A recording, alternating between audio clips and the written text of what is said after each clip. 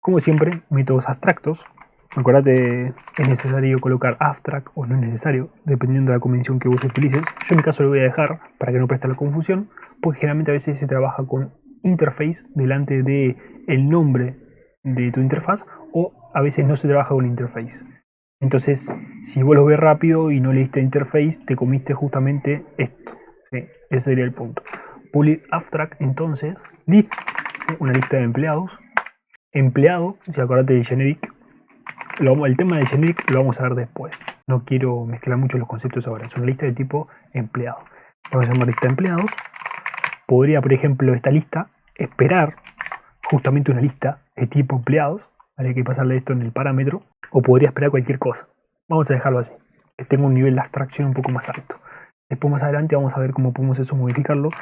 Los métodos ya comunes y convencionales y conocidos, ¿sí? Agregar, editar y eliminar, eso es lo que vamos a crear en el repository. Podríamos, por ejemplo, add empleado, colocarlo así, o edit empleado, o update. Sería una buena práctica, pero vamos a dejarlo de forma convencional. Yo lo que te decía que podemos colocar así, empleado, ¿sí?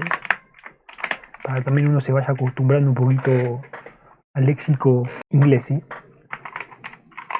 Va a ser de tipo empleado, como siempre, no debemos cambiar los tipos. Acá surgió algo, porque el tema de la evolución, ¿sí?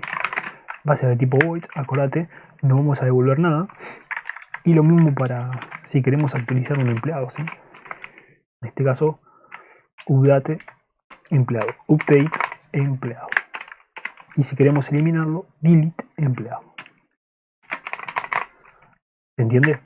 A veces uno se pone a pensar y dice, sí, está bien, yo mezclo un poco lo que es el léxico inglés, mezclo lo que es el léxico español. ¿Y por qué no directamente lo trabajo todo en inglés? Más fácil.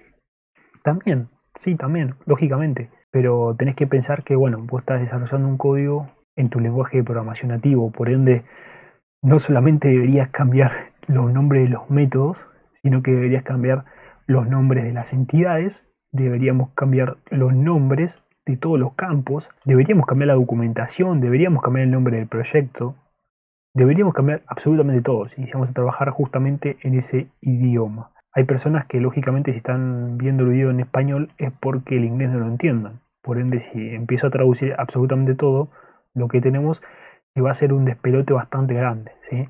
Pero como te digo, son formas y formas de trabajarla. Generalmente por convención es una buena práctica mantener, si vas a desarrollar código en español, ¿sí? O en otro idioma que no sea en inglés, tener una hibridación de código, ¿sí? Por ejemplo, nombres de funciones, nombres de clases, etcétera, etcétera.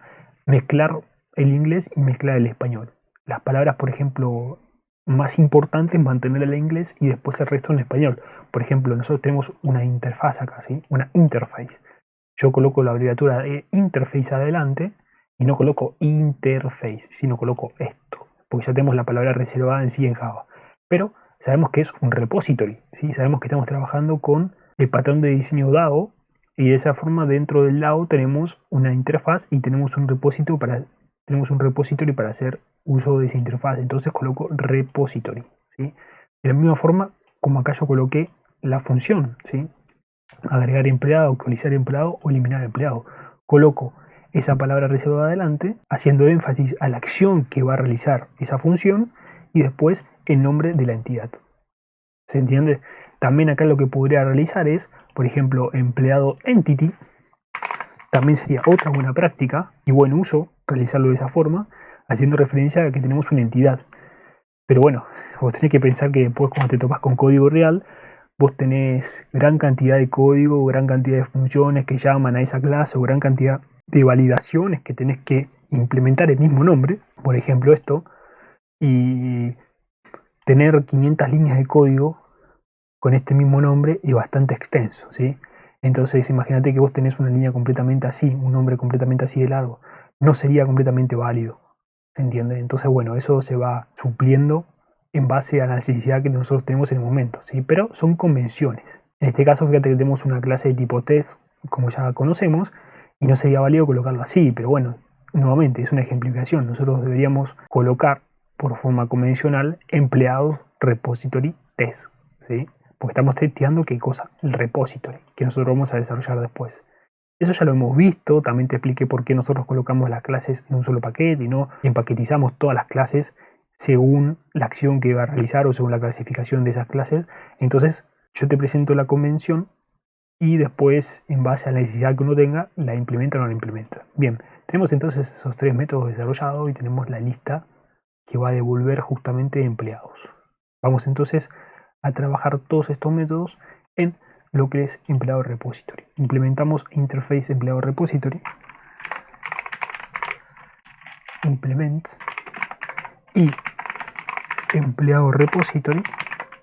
Tenemos que implementar todos los métodos, ¿sí?, desde interfaz, lógicamente, y tendríamos allí todos sus métodos. Vamos a comenzar, por ejemplo, por el listado de empleados.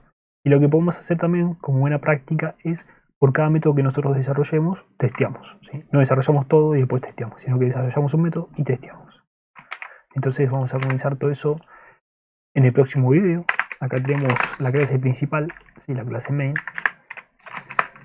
Y acá vamos a trabajar justamente también con lo que es herencia.